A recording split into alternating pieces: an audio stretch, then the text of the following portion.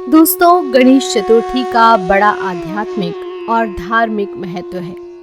विघ्नहर्ता गणेश जी को विनायक भी कहते हैं। विनायक शब्द का अर्थ है विशिष्ट नायक, जिसका नायक नियंता विगत है अथवा विशेष रूप से ले जाने वाला।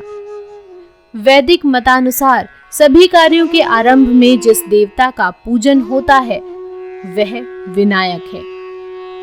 विनायक भगवान भूतत्व रूपी माने जाते हैं। महो मूलाधार इस प्रमाण से मूलाधार भूतत्व है, अर्थात मूलाधार में भूतत्व रूपी गणेश विराजमान है। गणपति के ग्लीम बीज का विचार करने पर पता चलता है कि इस सृष्टि क्रम के अनुसार गकार खबीज और लकार भूबीज, इनके योग से पंचभूतात्मक गणेश हैं। अतः भाद्रपद शुक्ल चतुर्थी के पूजन के लिए प्राचीन काल में मिट्टी से गणपति की मूर्ति बनाकर पूजन किया जाता था। विनायक चतुर्थी व्रत सिंहस्थ, सूर्य, भाद्रपद शुक्ल चतुर्थी और हस्त नक्षत्र के योग में होता है। यह योग बुधवार को पड़ जाए तो इसका विशेष महत्व माना जाता है। आज के दिन गणपति की सुंदर सुंदर प्रतिमाएं बनाकर उनका पूजन और व्रत किया जाता है। इस दिन अनेक विशिष्ट प्रयोग संपन्न किए जाते हैं एवं आज के दिन को प्रत्येक नए कार्य को आरंभ करने और विद्या अध्ययन के आरंभ के लिए अत्यंत शुभ माना जाता है। दोस्तों, महाराष्ट्र में श्री गणेश उत्सव को महत्वपूर्ण बनाने का श्रेय लोकमान्य बाल गंगाधर तिलक को दिया जाता है। उन्होंने गणपति बप्पा मोरया, मंगल मूर्ति मोरया की गूंज से सभी को एक सूत्र में बांध दिया। उत्सव में लोग भजन, कीर्तन एवं प्रवचन के द्वारा दिलों में एकता, भाईचारा एवं देशभक्ति की भावना जगाने लगे।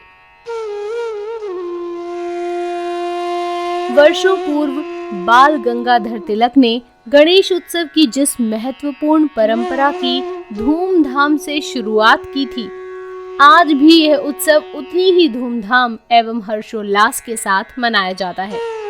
घर घर में लोग गणपति की मूर्ति लाकर उसकी पूजा करते हैं। यह मूर्ति घर में कितने दिन रखी जाए, यह उस घर की परंपरा पर निर्भर करती है।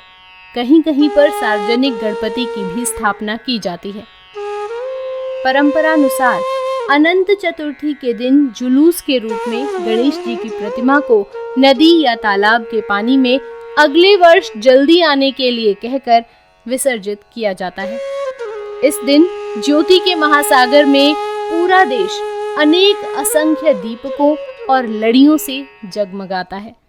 लोग अपनी खुशियों का इजहार रंगों और पटाखों से भी करते हैं, लेकिन हमें प्रकृति का भी ख्याल रखना चाहिए। गणेश जी स्वयं प्रकृति की शक्तियों के प्रतीक हैं। गणेश का मस्तक हाथी का है, चूहा उनका वाहन है, नंदी उनका मित्र और अभिभावक मोर और सांप परिवार के सदस्य हैं। पर्वत आवास है, वन क्रीड़ा स्थल, आकाश तले निवास अर्थात छत नाम की कोई चीज नहीं। उनका प्रचलित रूप गढ़ने में नदी की बड़ी भूमिका रही है। गणेश के 4 हाथों में से एक हाथ में जल का प्रतीक शंख है। उनके दूसरे हाथ में सौंदर्य का प्रतीक कमल है। तीसरे हाथ में संगीत की प्रतीक वीणा है और चौथे हाथ में शक्ति का प्रतीक परशु या त्रिशूल है। दोस्तों, प्रकृति में हर तरफ बहुतायत से उपलब्ध हरी भरी दूब गणेश को सर्वाधिक प्रिय है। जब तक 21 दूबों की मौली उन्हें अर्पित न की जाए, उनकी पूजा अधूरी मानी जाती है।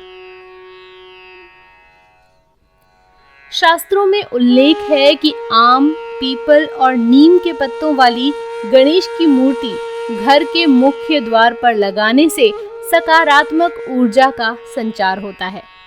गणेश के मिट्टी से जुड़ाव का एक प्रमाण यह भी है दोस्तों कि किसी भी मंदिर, घर या दुकान में गणेश की मूर्ति रखते समय यह ध्यान देना होता है कि उनके पैर जमीन का निश्चित रूप से स्पर्श करें। यदि उनके पैर भूमि से सटे न हो तो अनिष्ट की आशंका होती है। गणेश के प्रति सम्मान का अर्थ है कि प्रकृति में मौजूद सभी जीव जंतुओं, जल, हवा, जंगल और पर्वत का सम्मान। उन्हें आदि देवता, देवताओं में प्रथम पूज्य और आदि पूज्य भी कहा गया है। इसका अर्थ है कि प्रकृति पहले, बाकी तमाम शक्तियां और उपलब्धियां उसके बाद। गणेश को भुलाने का असर प्रकृति के साथ साथ हमारे रिश्तों पर भी पड़ा है।